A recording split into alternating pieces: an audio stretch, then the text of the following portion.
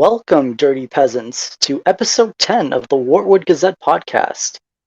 This week we'll be covering Amphibia Season 1, Episode 2, Cane Crazy and Flood, Sweat, and Tears. I'm your host, Thumbaticon, and joining me today we have Lemur, Hello. Pixels, What's up? Ben, Hello? Yep, here we go. and is Rurk here? Oh, Rurk's Yeah, here. Rurk is gonna be joining us in a bit. Hold on. I said, okay. I said join the stage. All right, when he's ready, we'll introduce him and stuff. All right, invite, speak. All right. There you go. Here he is. He's here. Hey, Rurk. Hello. Hello. So, last week we covered episode 1 with Fallen Venom. This week we got a bigger crowd, which I'm happy with. Hopefully we get some lively discussion going on. I guess everyone in this chat has been... I guess, Rurk, am I saying your name right?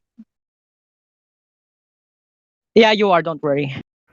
Okay, so Rurk, since this is your first time on, what are your general thoughts on the show, and how did you discover it? Amphibia is currently my favorite ongoing Disney animated series. The characters are great, the humor is really funny, the animation's superb, and I love very much both seasons of the show. I found it just through commercials. Okay, cool. So I guess, are there any news or posts made by the crew that we should talk about? There's what was it? Canada? Like the DVTA news that season 3 is supposedly coming in the fall. No. Yeah. That's There's that. Yeah, but I don't believe that because Canada Right. listings are very bizarre. unreliable. Yeah. Yeah, I don't trust Disney Canada to even feed itself in the morning, let alone Yeah. have an actual date for their episodes. Right. Yeah, it's impossible to get season 3 early Straight as away. fall. Yeah, I would. Because True Colors ended what, 6 weeks ago? Close. Yeah. And the amount of people that nutted when they saw this, oh my god, so quick. I told some people this, you can't really believe this. It makes no sense if you think about it. So I really hope Matt addresses this as ASAP. Yeah. I mean, I love their excitement. Also, there's the Q&A thing on Comic-Con that's gonna happen. Yeah, so if you haven't submitted your questions, it's via the Disney TVA Instagram account. So yes. if you haven't submitted your question yet, and you have one, which you probably do, you should. Also, we even should though probably, I haven't. Yeah, we should probably discuss that Q&A once that comes out eventually. Yeah. Have they given a date for that? July something? I think it's in July. Okay. We'll probably know eventually when it comes closer. Mm-hmm. So I guess, without further ado, we'll start off with Cane Crazy. So Cane Crazy is, let me pull up the credits. So written by Gloria Shen, storyboard by Drew Applegate and Cheyenne Curtis, and directed by Derek Kirk Kim. So, oh wait, I read the Flood, Sweat, and Tears credits. Whoops. Okay. So, Cane Crazy is written by Adam Colas, storyboard by Hannah Ayobi, and Derek Kirk Kim, and directed by Derek Kirk Kim. So this episode starts off with I think it's dinner time with the Planter family, and then Hop Up has some kind of bug soup that Anne is not enthusiastic about eating. And then they have a little like dissing contest, which like Anne pretty much destroys Hop Pop. And then Right like Hop Pop, away. yeah, and then Hop Pop just leaves to take a nap in his like frustration. So then, while Anne's like impersonating him, she accidentally breaks his favorite cane, which has been passed down by a few generations of planters. So then Anne, Sprig, and Polly have to help Anne like repair it, and they take it to Loggle, the woodsmith, or not woodsmith, the woodworker. Yeah. Yeah, Okay. Loggle. And then he pretty much like shows them like the path to the tree, like the path to the tree where where like they can grab a new branch to make a new cane for Hop Pop, The which Doom Tree. Anne, yeah, the Doom Tree, and then Anne just like takes a photo of it instead of actually paying the man, which is not very this is very anti business practices, so you gotta respect those workers. But Anne, Polly, and Sprig, they set out on their like quest to get a limb from the Doom Tree, which turns out to be some sort of giant bug that chases them back to Loggles. We have there's a skirmish that happens, but eventually, they manage to beat the Doom Tree monster after like trashing Loggle's shop. But they pretty much settle their debt by giving away Anne's pen, which Loggle is fascinated by. And Anne thinks she's going to get thrown out of the house now that she's broken Hop Pop's cane, but Hop Pop just reveals like he was just trying to act tough. He was never going to kick Anne out of the house, but he's still furious about the cane. And the segment ends with Hop Pop trying a few of his many comebacks that don't land as he thought.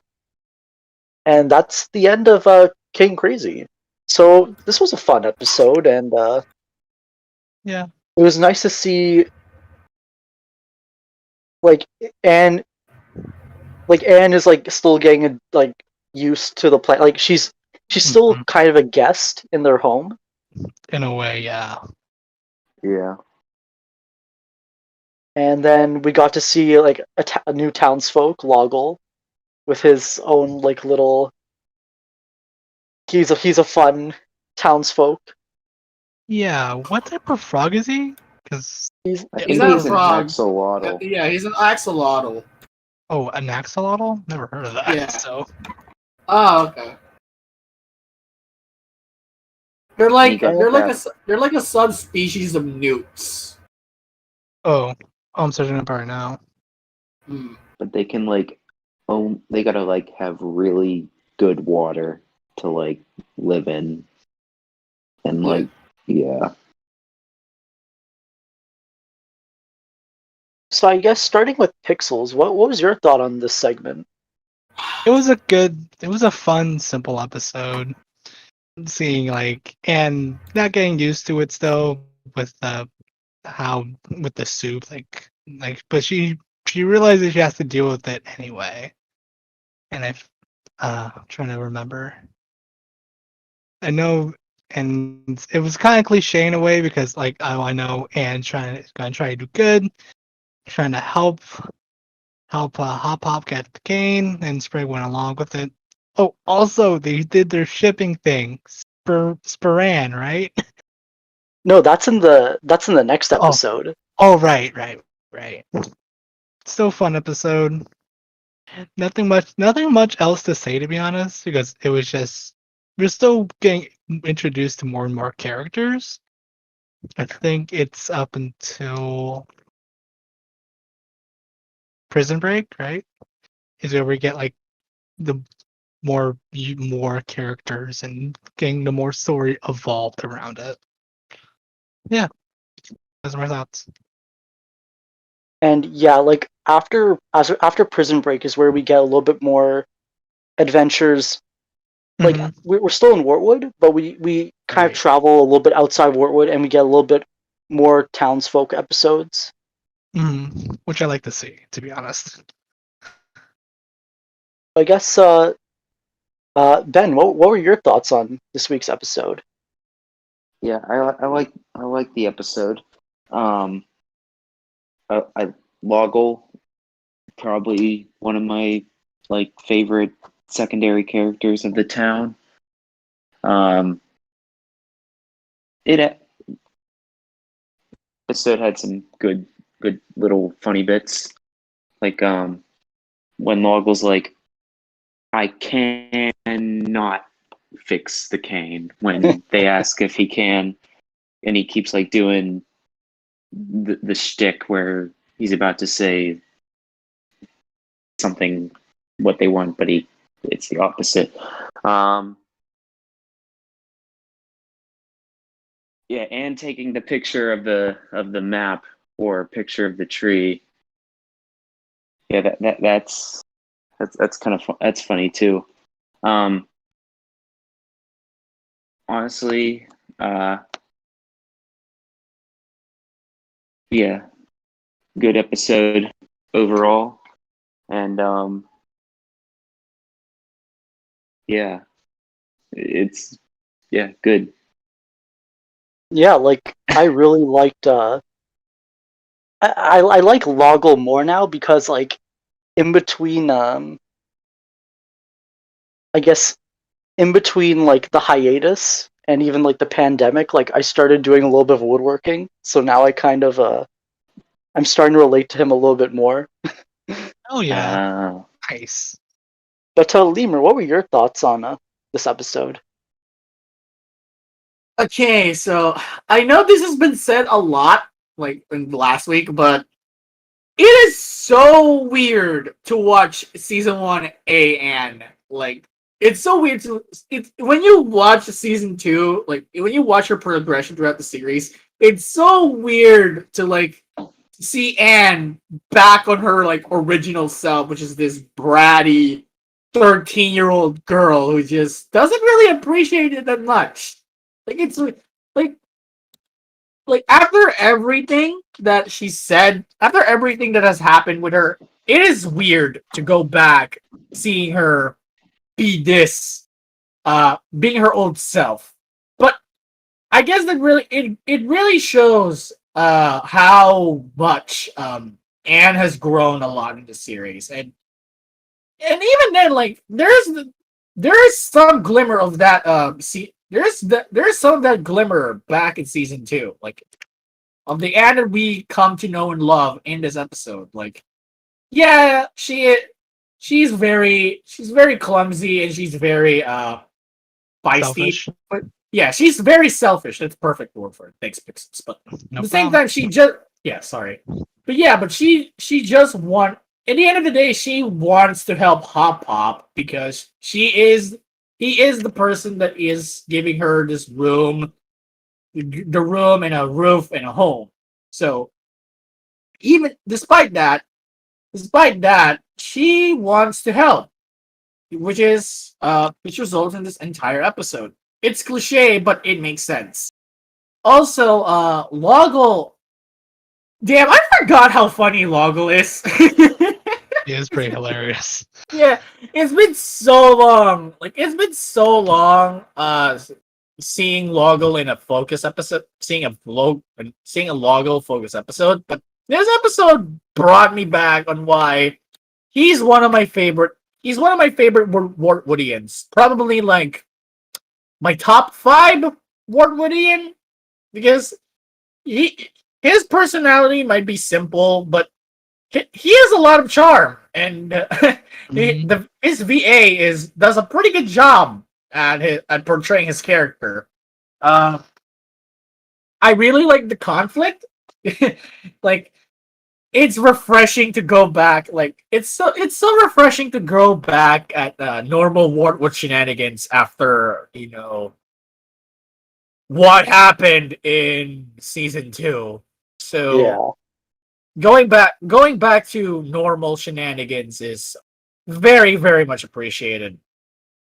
And yeah, this is a very, very solid episode of Amphibia. I liked it. There's really not that much to say about it aside from the exploration with Hop Hop and Anne's relationship, which we will explore in next week's episode.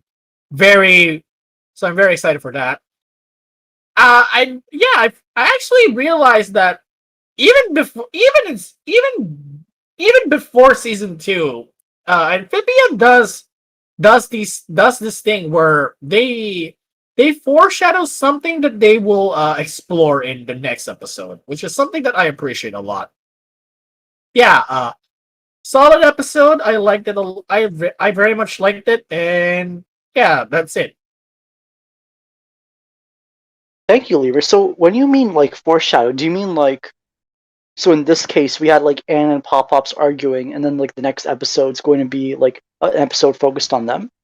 Yeah, like that. Like, like in Okay. Total Redemption. Oh no, Total Redemption. Like in New Wartwood, where they introduce Maddie's sisters, and then next week's episode we got an episode featuring Maddie's sisters. It's like that. I really like that.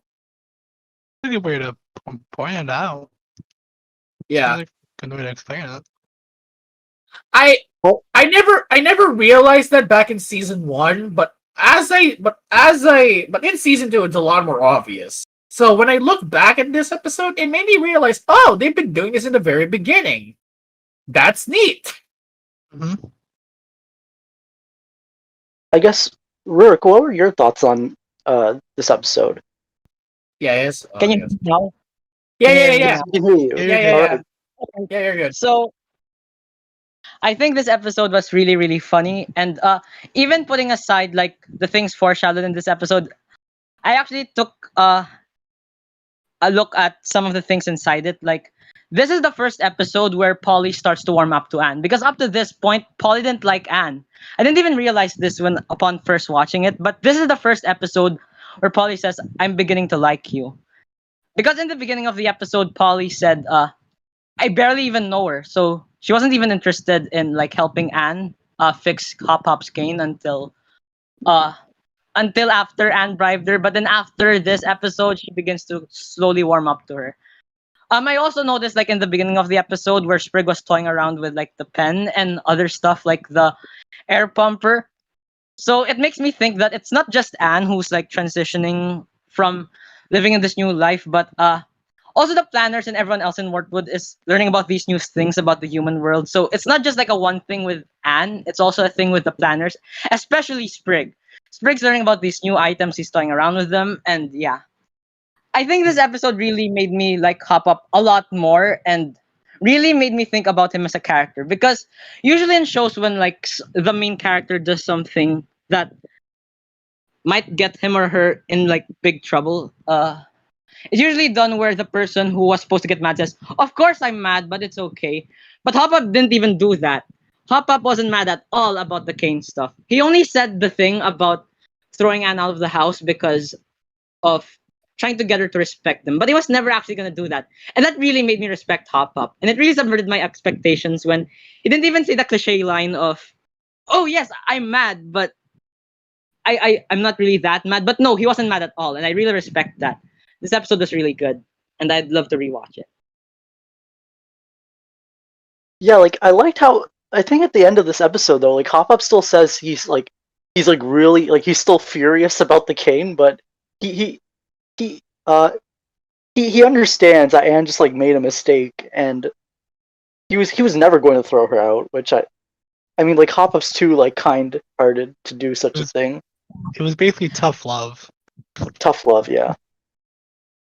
Also, So if you watch back at the episode, you'll notice that Hop Up has a bit of like bluffing in his voice when he says, "I'm throwing you out." I have to give credit to like the voice director and Bill Farmer for that. Because if you watch back at the part where he says, "I'm throwing you out," you can hear a bit of bluffing in his voice. Didn't even notice. Oh, interesting. I also really like Rurk's point of this is the episode where Polly started warming up her name. I actually never thought that before. Yeah. Yeah, he hated her. He wanted to kill her. She wanted to kill her. Yeah, it's Yeah. really weird looking back at this episode, considering how much besties Anne and Polly would become. Because here, it's just the start of their relationship, and as the episodes progress, you'll see her warm up to Anne more and more. And by this point, they're basically like very, very close friends. Yeah. Yeah, that's a really good point that you brought it up. It makes me really glad that you're here. Oh, thanks. Yeah, like Polly. Yeah. Yeah, like I think in the first episode, Polly like wanted to kill Anne with like she thought Anne was gonna eat them. Then now like Anne like she's starting to like Anne, which is Yeah. Because this episode is probably the first time that Polly and Anne's chaotic energies synergize. yeah, it's the first time they've had their own adventure.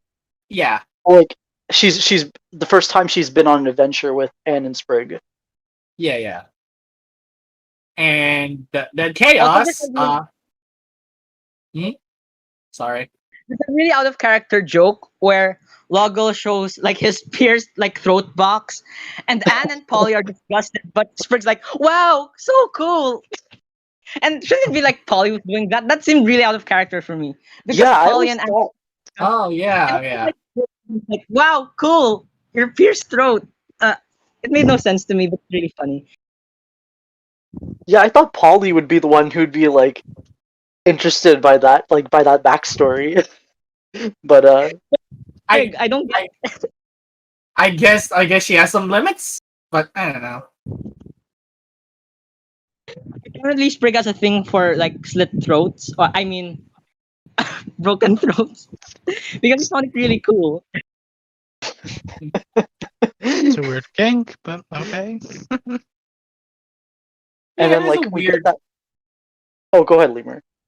No, I was just gonna say that it is a weird thing that Sprig is the person that gets interested in this, but not Polly. Yeah, I guess like since it was so early on, maybe they're still figuring out everyone's Polly and Hector. personality. Yeah, it makes sense. Well, I guess the show did establish that like Polly was into like destruction with Doris, but like we don't know the exact order of like the episodes were produced. Mm-hmm. But we also get that mini quest of them going to the tree, and like there's this nice little effect of like and Polly and Sprig go through the water, and then like Anne just like they show like her icon on the map, just like going around it. I don't know. I found that Pretty like funny. Travel by map. Oh, and then we also got. Yeah. Oh, go ahead, Lemur. Sorry, I was gonna ask I was gonna ask you guys if the monsters design in season 1 is a little inferior or just as the same quality as we got in season 2, because Season 2 was definitely better. It was Like different. Oh, repeat that, Rook. Yeah, basically what you said. Yeah. oh, it's better. Yeah, because I was gonna say like the monster here, like it's pretty good, but like it's kind of underwhelming after everything that we've seen outside of Wartwood. Yeah. But to be fair, I guess that makes sense because Mm-hmm. what's beyond the valley is much more dangerous than what we got inside. Right. What I love about this episode is that every single character that appeared made me laugh. Not a single character in this episode didn't have a good joke. Sprig had the pen thing. Hop Hop had the bad roast. Anne had the king of bad cooking line. Loggle is Loggle, and Polly had the I barely even know her line. Every character made me laugh this episode. It's spot on. This is the first time that Polly got her legs, kinda. What? If you think about I it, forgot about that. What? because because they attracted a monster to Lago's shop. Yeah, They the had to wooden do legs. something. Yeah, the wooden legs and arms. Yeah. Right, you're right. I thought that was amazing. Damn, it really has been a while since season 1. Good lord. Yeah. And even during that fight, I really like there's like the animation where the monster's trying to like grab Sprig, and then Sprig's just like he's just like dodging all the attacks while running, and it was just funny to see the way they animated that, where like Sprig's like walking like a, how do I describe this, like I don't want to say cartoony, but very elastic. Yeah. The animation's very like elastic, where like Sprig like dodges his head, he does a flip, and then he's A like lot of running stuff. with his back. The animation there was like very textbook lively animation. I'm gonna be honest. Even if Amphibia never gotten to the godly places it's been right now, I'd still love this episode because I still loved it then. I still love it now. It's just really funny. I like the characters, and I just it's a good time. My cousins love this episode too. Yeah. Same with the next Yeah. episode we're gonna talk about. Yeah, and Yeah. I like Loggle's joke before like the planners like lead the monster back, where he's like another day, and he said something about bankruptcy. Like Yeah.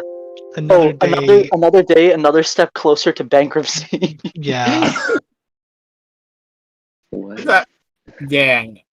That's both morbid and hilarious.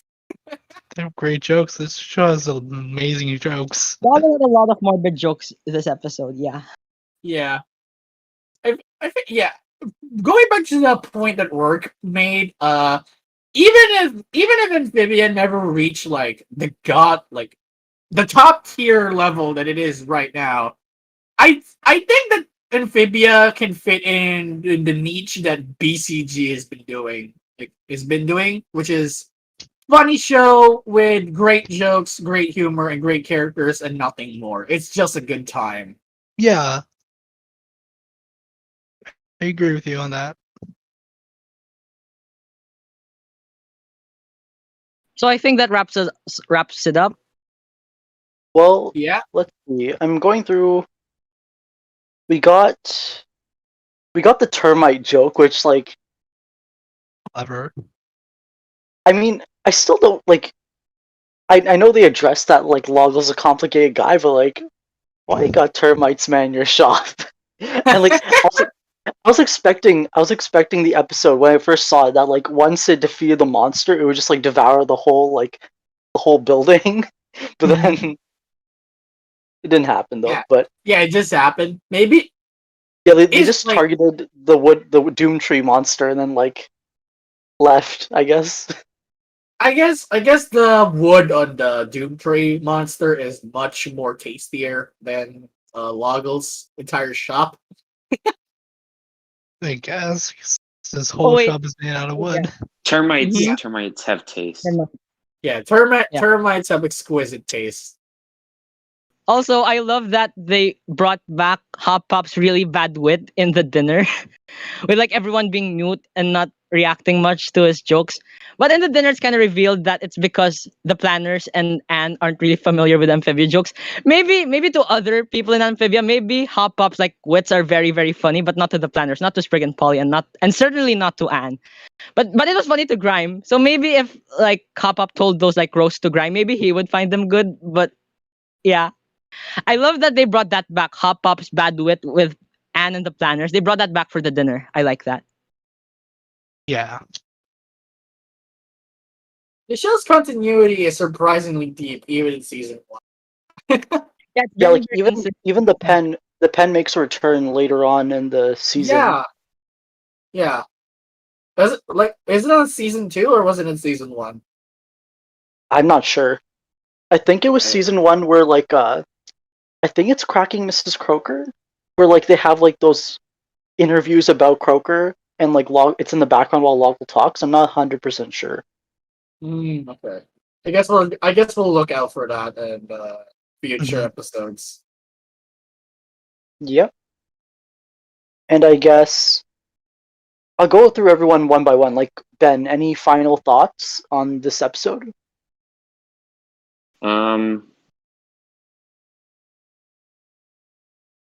I guess yeah, the Doomtree monster, like its post and like it's like before and after forms are like kind of neat. Like considering afterwards, it's just this like Thing less like it's kind of menacing. like a balloon. Yeah, it's less menacing. It's kind of looking like a balloon creature, and it's just green. And I think it's just but compared to like season 2 monsters, it's kind of like I don't know, less Simplistic. yeah, less simplistic, less scary in a way, kind of. Um,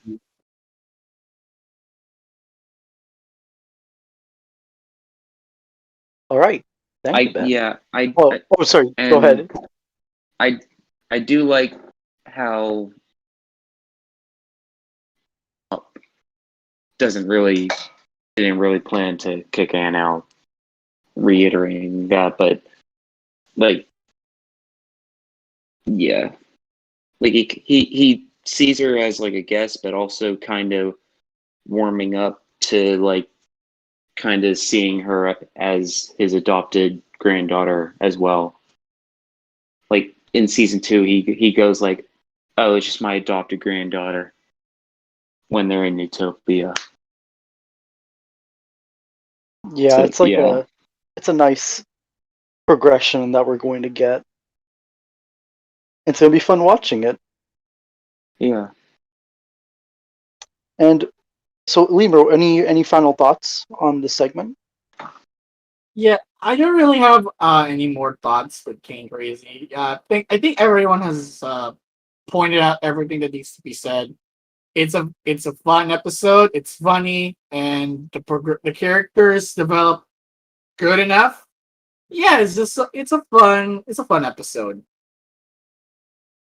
Pixels, any final thoughts?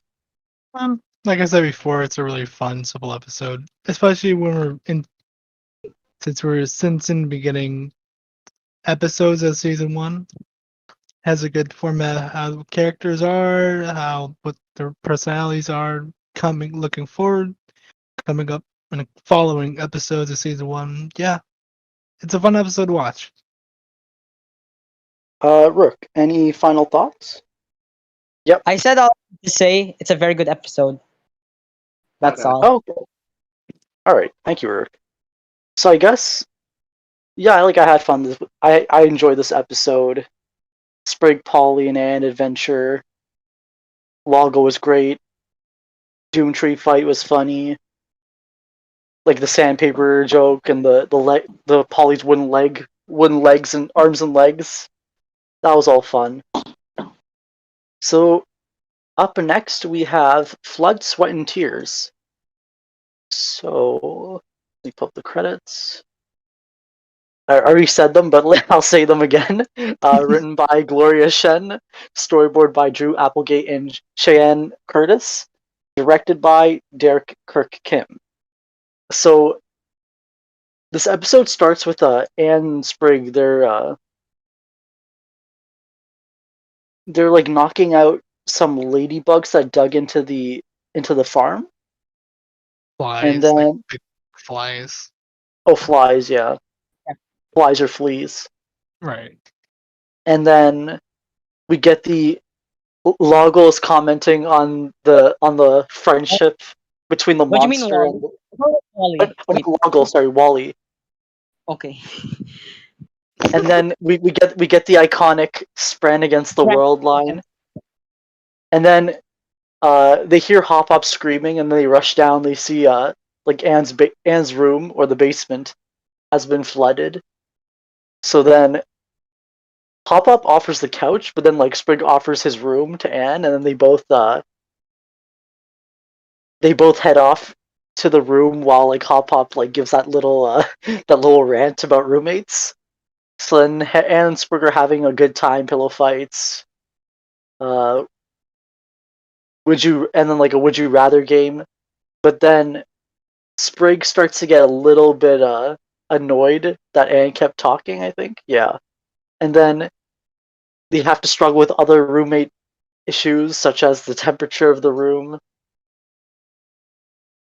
and then that's pretty much night one of this this roommate arrangement. And then the next day, like, they insist things are still fine despite Sprig being blue.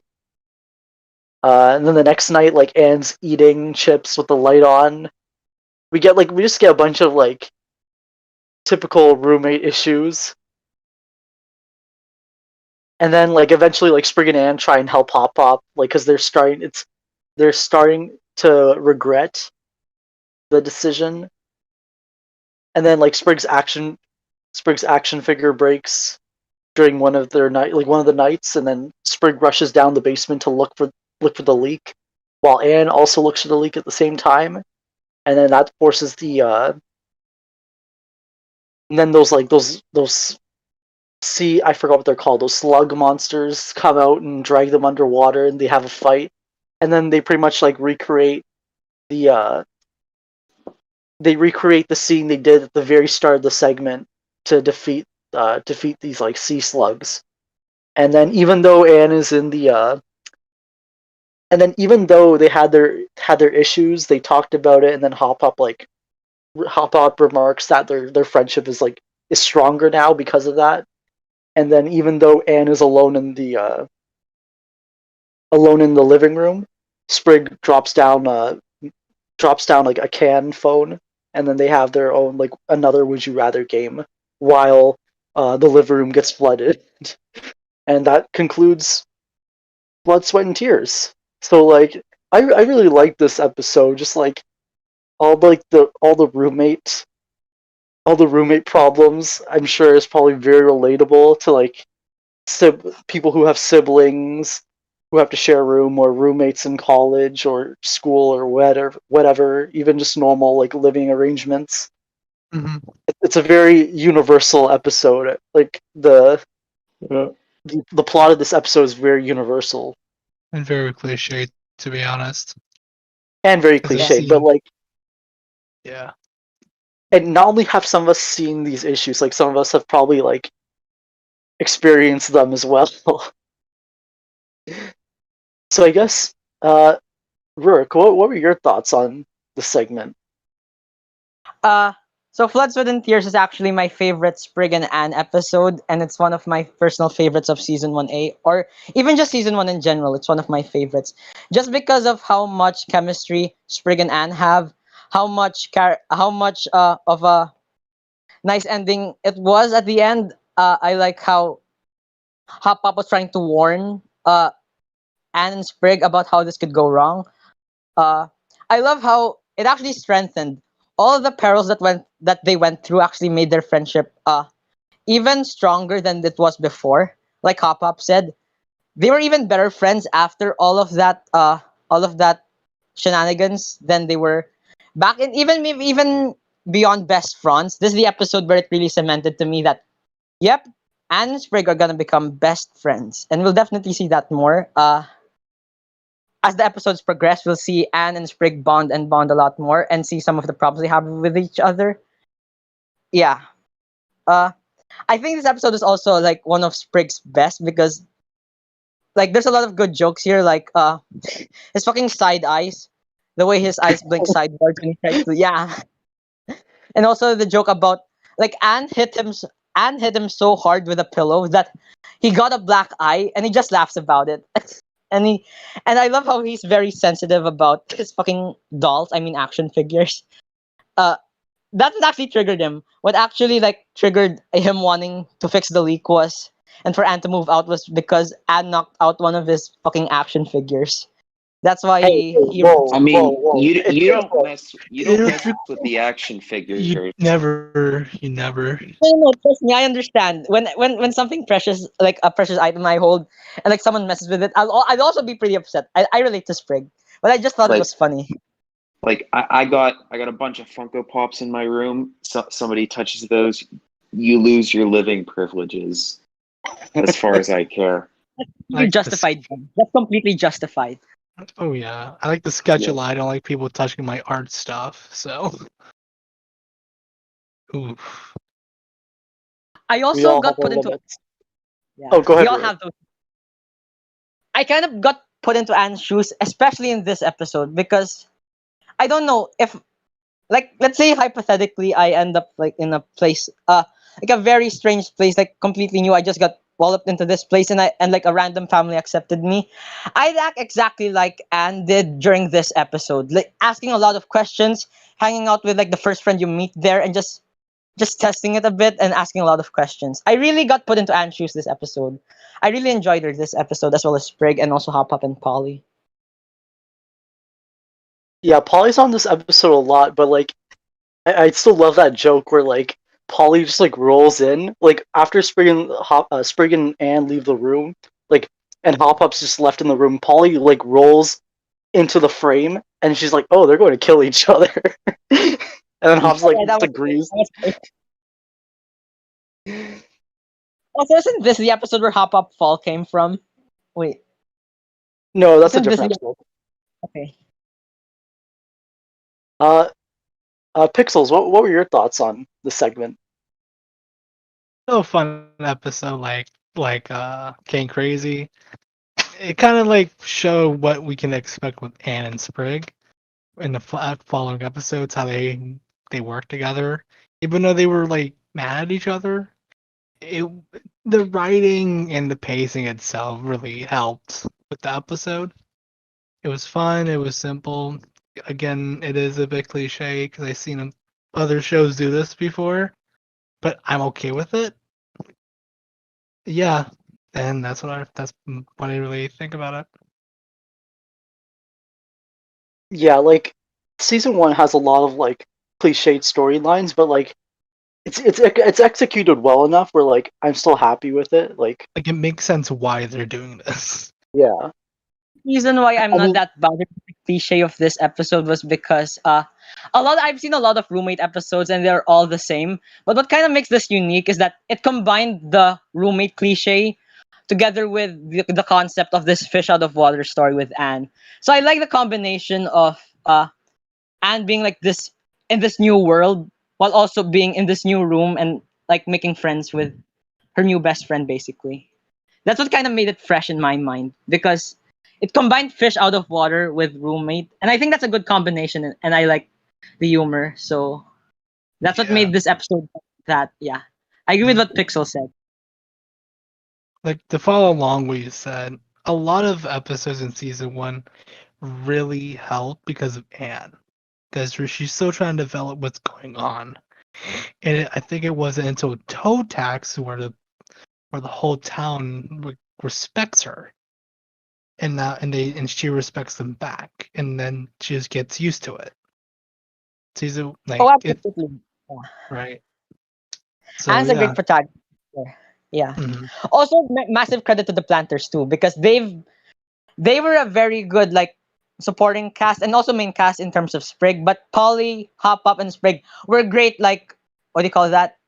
Supporting hands in helping Anne go through the entire season, start to make more friends, start to get integrated more into Wartwood, and eventually up until toe tax, like Pixel said, where she finally stands up for all the citizens of Wartwood, and all the citizens of Wartwood stand up for her. So Mhm. at this very early stage of like the episodes, it's not really the Wartwood citizens themselves, but more about Anne and the planters. Yeah. Ben, what were your thoughts on this segment? Oh, I I thought it was a good episode. I enjoyed it very much. Um, yeah. At like as somebody who's had to share a room with like a sibling or just like with other people sometimes, like I can definitely relate to both Anne and Sprig throughout the episode because not everyone's going to be best friends all the time when staying in the um and as I said before, I relate to Sprig going crazy when his action figure was broken by Anne, and yeah, no, I guess that's it. Like the episode relate to the character was pretty had some funny scenes too. Yeah, like even it's not much, but like when like the way Sprig reacts to like the action figure breaking, like he just like it's just so deadpan. He just leaves the room. I just still found that hilarious. It's all about the delivery, I guess. It's just so like Sprig sounds dead inside. Yeah. But Lemur, what were your thoughts on this segment? God damn! Like I feel like everyone has pretty much said what I was going to say about this episode. It's not real fault. Like I personally, I don't like. I still think that this is a pretty good episode, but I'm not as enthusiastic about it as most people. But I really appreciate it. But after all the points that have been brought up here, I think I really appreciated this episode a lot more than I did before. Uh, yeah, this is the point. I really like when it was said that was the episode that really cemented the fact that Anne and Sprig are going to be the best of friends. Like, yeah, best friends started that, like planted the seed for it. But this is the episode that really hammered that fact home for me. Like, I really like the idea that despite them being best friends, they're still like they still have very contrasting personalities, and that really showcased here when they try to be roommates. And I really like the resolution where despite them not getting along and being roommates, they still develop as friends, and they really learn each other a lot more. And that ended up being it ended up strengthening their friendship a lot more than it was before.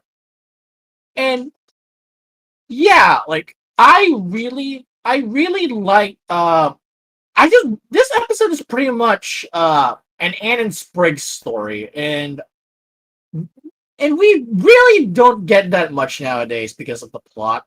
So when seeing episodes like this makes you appreciate it a lot more. Uh I really like this. I really like Polly and Hop Pop's roles in this episode, despite just them being relegated to being supporting characters. And yeah, I really like this episode because this is the episode that really started the train going for and being accepted with the planters. Yeah, I think that's pretty much it. Like I have nothing else to say. This is a pretty like it's a pretty standard episode, a little bit cliche, like you said, but like you can say that a lot for most episodes for season one, but what makes it work is that aren't cliche because they are cliche and they have nothing else to work with. They're cliche because they are the most effective episodes to really reflect Anne's development. And then you can say that pretty much for season one. Like season one has gotten a lot of flack because it's cliche, it's boring. Like there's not a lot of development. When it's really not the case, it's pretty much the opposite. The reason why these episodes are so familiar is because they are the most effective showcases of growth. And Blood, Sweat, and Tears is one of the shining examples of that. You can see Anne growing. Yeah, she's still selfish. She's still very selfish. But here you can see her actually slowly growing from that selfishness. And I really appreciate that. And it sets the stage to what season 1 is all about, which is development and growth. And I really, really appreciate that.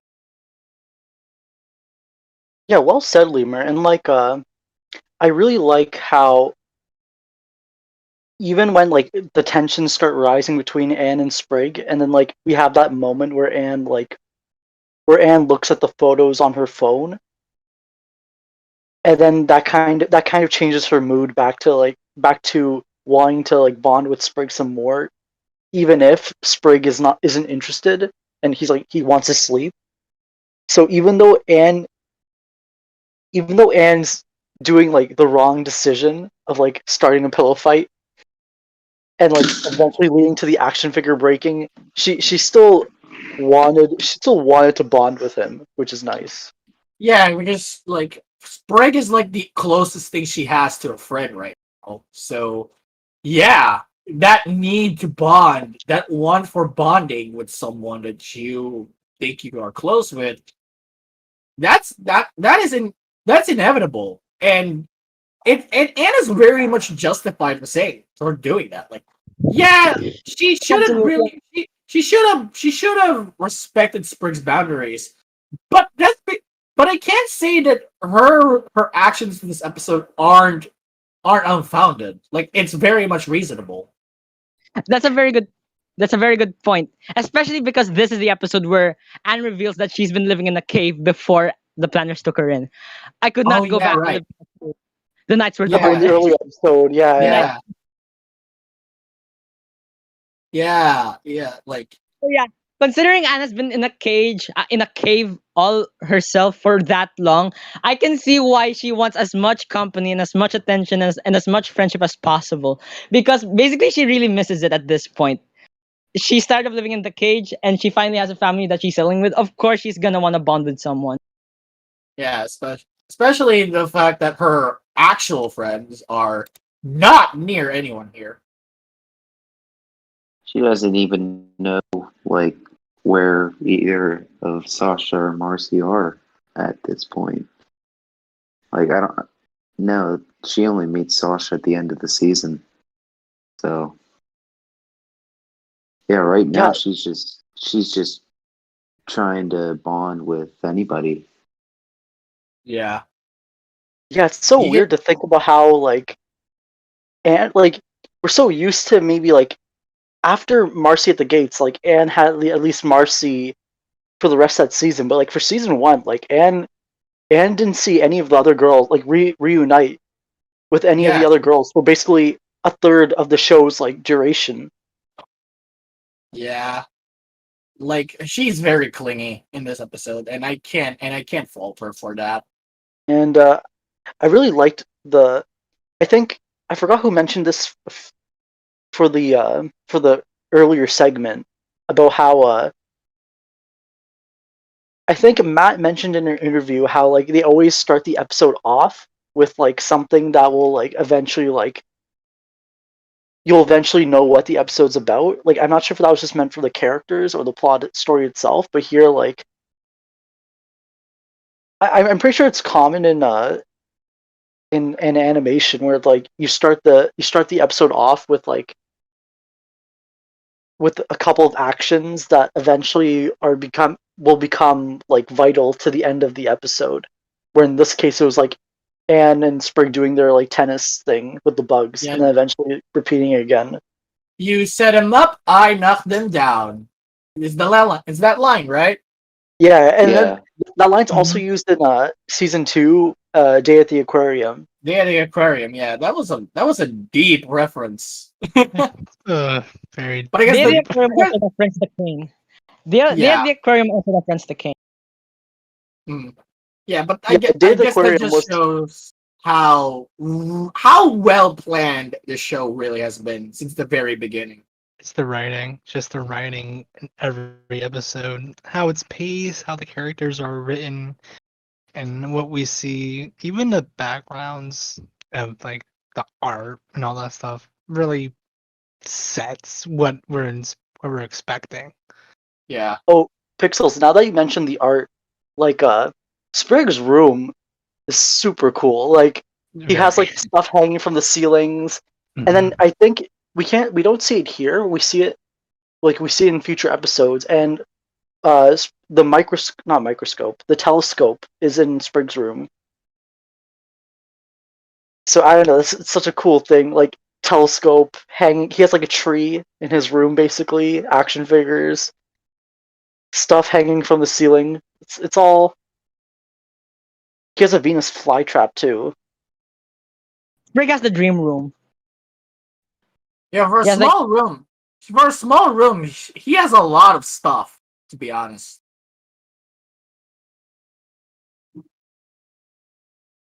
Yeah, like his Rurk, what room's are you gonna say? packed pretty much. Yeah, Rurk. What are you gonna say, Rurk? No, I just said that. Yeah, I was just talking about the room. It's a really cool room. It's like the fucking dream room. Like it's like the room of your dream.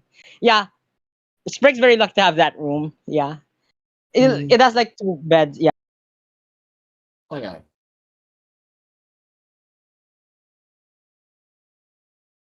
And then like, he has like, I'm trying to. He has like a little mini catapult. Oh, okay, I thought it was a trebuchet. I'm disappointed now because like, I know in the Bessie Michelangelo episode, like he's super like he's interested in Anne's like trebuchet armor, and I thought like he had a mini trebuchet in the room, but it's just a catapult. But I mean, it's still cool. He has like a mini catapult and then in his room. He's very interested in weapons, which is I thought that would be Polly's thing, but nah. But well, not necessarily weapons, but like more specifically, slingshots and catapults, or like any He's any projectile. ranged weapon. Yeah, any Yeah, ranged weapon. And then Polly's more into like close combat. Yeah, like he's even interested like Marcy's crossbow, which we saw in like Scavenger Hunt, which is a very neat I like that. I like that it's like his fascination with long range combat is a consistent trait throughout the show. I love how well the show defines its characters. Yeah, Yeah, they are very well defined. I really like that. Oh, you can also see in the corner where near Anne, it's the skull that we saw in the first episode where he was scaring the kids with. Oh yeah. Hold on. it's eating alive. Yeah, like I'll post a screenshot. In the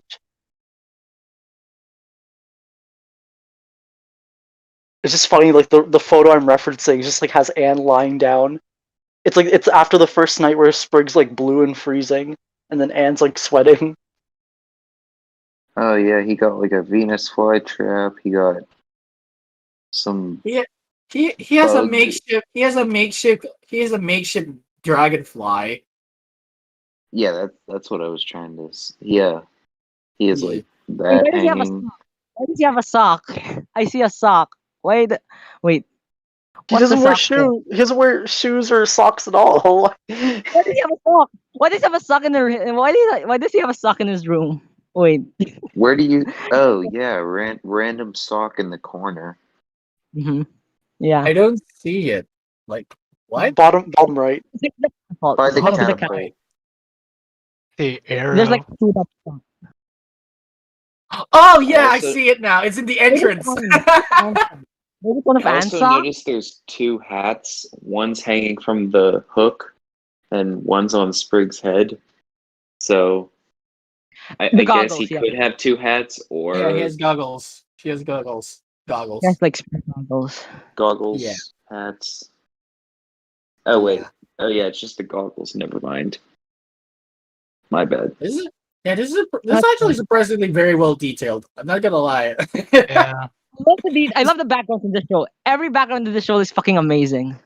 To be Mhm. fair, I love Gosh, how there's trees inside the planner's house, and you can see that inside Sprig's room. Yeah. Also, he has a backpack, like besides Anne's bed. Interesting. Yeah. and like a drawing of a caterpillar. Is that what it is? Wait, It's like- where'd you see that? Drawing? There's Like, a bunch it's of not- drawings. Like it's under his bed. Like the Oh, I see tiny it. piece of paper. Yeah. Mm-hmm. Oh yeah, I see it. Maybe Yeah. he'll try to be an artist one time. I don't know. Is this Is this foreshadowing for Domino too? Like what the fuck? If it is, that is impressive foreshadowing. This background, I didn't even notice that. Yeah, good point. Maybe that's yeah. Even the backgrounds of Ooh. Amphibia can foreshadow stuff. God, Yeah. wow, I god damn, see that's the- impressive. I see a sword and shield too. Oh yeah. Paper, wooden sword. And is that like, yeah? I guess it's foreshadowing to the sword episode. Yeah. I was gonna I say mean, that. That's I'm it. pretty Not sure that's What the everything in the hell? room is But foreshadowing. everything is foreshadowing. We're just overthinking now. First temple, guys. Oh, you see that leaf in the room? That's foreshadowing the Remember- episode. You see Hey, that well- arrow? You see that arrow That's piercing? foreshadowing. Foreshadowing Yeah. something. Yeah, that's foreshadowing for Marcy's death. No, never mind. Marcy was here. JK. JK. Why did you say that name? JK. Oh, you see Oh, you those see that windows? cockroach? That's foreshadowing this. Do you see that cockroach inside the bottle? Do you see that cockroach inside the bottle? That's foreshadowing for Marcy being kept inside Andrea's thing. Oh my god, stop it. No, we're not doing that. We're I nah. think we spent 15 minutes over analyzing Sprig's room. I love that. Guys, do you see the I mean- air? Do you see the air foreshadowing? It's foreshadowing that's- how Marcy's life was took. Her like. her Oh, for oxygen fuck's. was- Okay, let's stop. All Let's right. stop. Let's stop. All right. Final thought is that like I like Everything is foreshadowing. I like the lighting, like the streaks of light coming through the room in the morning, because light on an object creates a shadow, which is shadowing. Dang. Wow! Never noticed that before, bro. Oh my god. It's like, oh, you see that magnifying glass? That's symbolizing us over nitpicking this entire scene. Very, How did we get through this bit? The fuck? Well, don't blame don't blame them. Blame True Yeah. Colors in season 2. Blame the background artists for like Yeah, drawing these blame beautiful. blame this show. Blame this show for making everything so good. Yes. And Oh, it's man. foreshadowing and being in future episodes. Dead. Damn, that's amazing. Wow, never noticed it before, bro. This is like the second stupidest bit we've ever done in this show. Oh, is the stupidest one being the the death. wheelchair one. The wheelchair. We're just gonna keep bringing that up. That was so random of me when I said that, and it just keeps being brought up. Oh, I well, mean, we're not gonna shut up until the end of the show. You need to clip this. We're You gonna need to clip keep bringing it back until my Yeah. prediction comes true, and Paulie's in a wheelchair. the room analysis.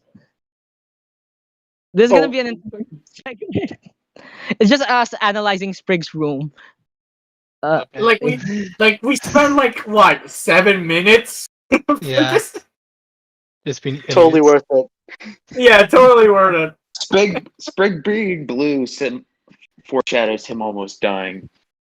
And like it's foreshadowing in Snow Day. When yeah, Just how Oh, it yeah. calls the analysis. foreshadowing Snow Day.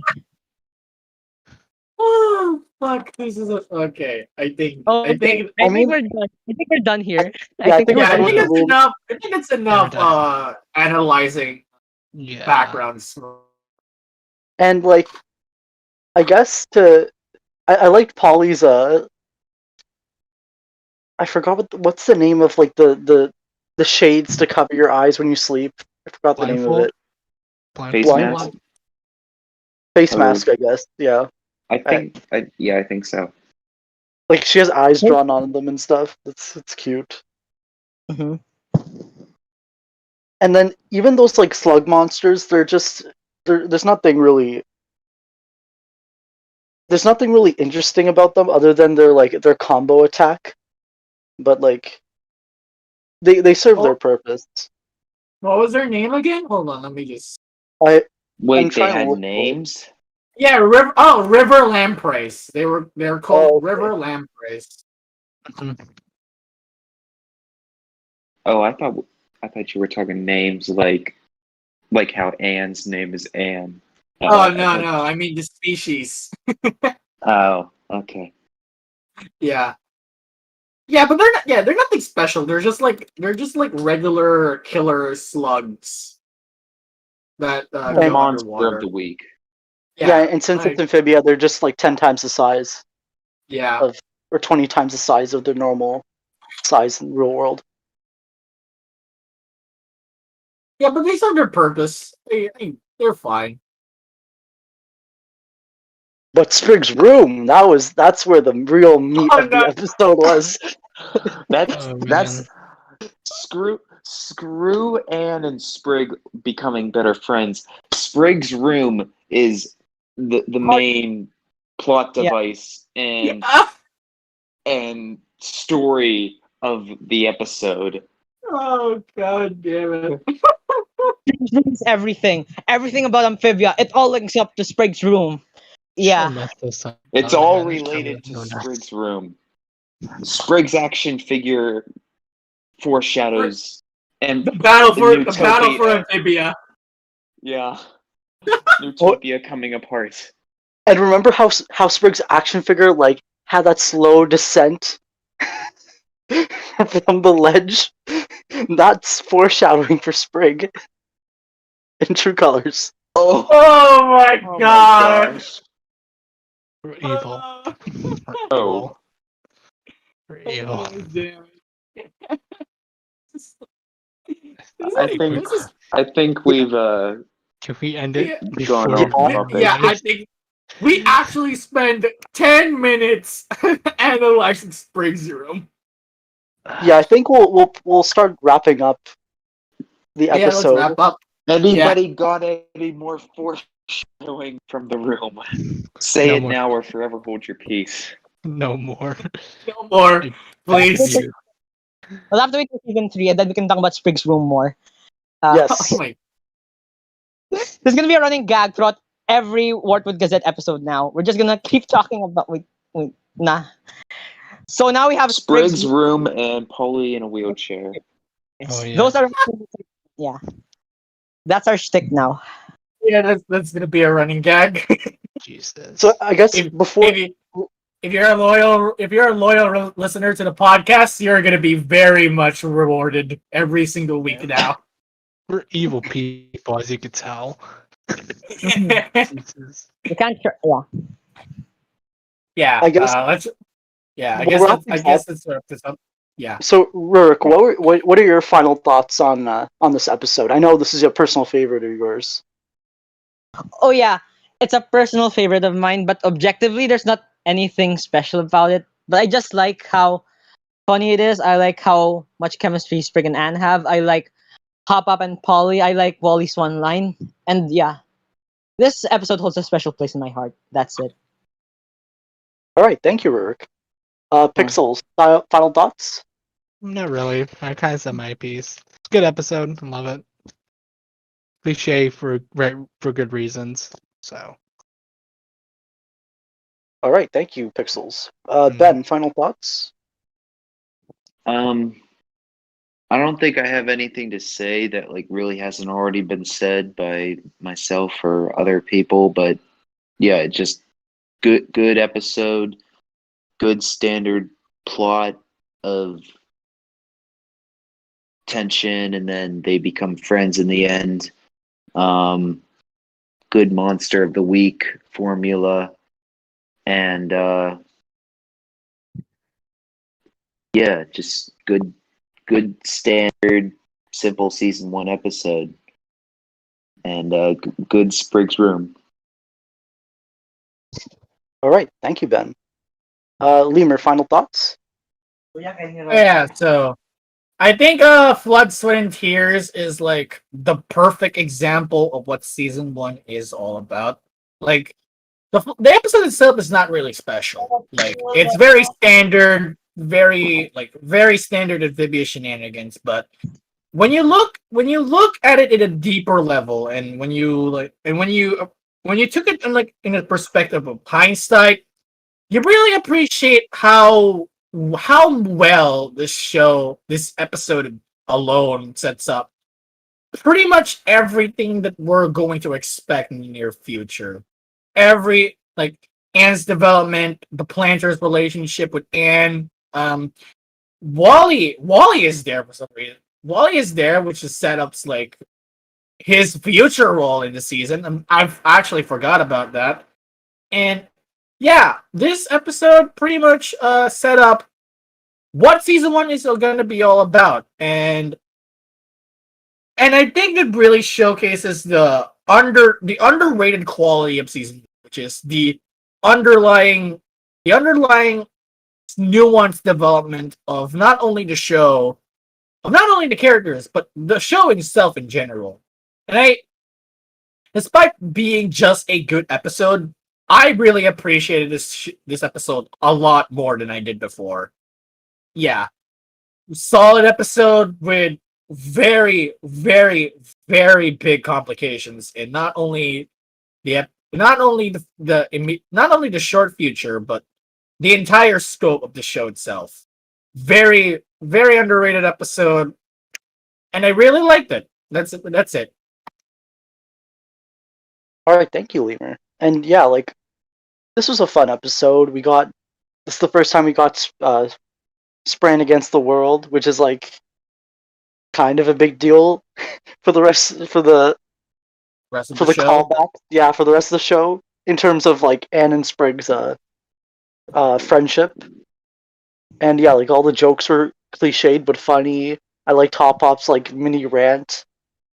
I liked yeah, it was just a fun episode. So that pretty much concludes this week's episode, and thank you guys all for coming by, like for coming and giving your thoughts. And then next week we're going to cover Hopluck and Staka, which is a nice pair because it's a hop hop and focused episode, and we get our first like ensemble episode with the planners and Anne. So looking forward to It's gonna that. be a fun week.